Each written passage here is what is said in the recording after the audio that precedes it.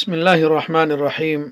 عزتمندو، موږ د الله رب العالمین نمونه اسماء حسنا دا شروع کړی دي چې څوک هم د الله پاک دغه نمونه په یادو باندې یاد کی او بیا د دې تلاوت کوي، ان شاء الله الله رب العالمین به دغه انسان جنت ته داخلي. په هغه کې مونږه یو کم 10 نمونه هغه ذکر کړیو.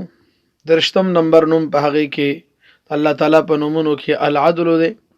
څوک هم چې د جمعې په شپه باندې په شلو ډوډو باندې په شلو نړو باندې دا العدل ولیکي او بیا دا اخري، ان شاء الله الله رب العالمین با تمام مخلوق دا بددي انسان تابع وګرځي.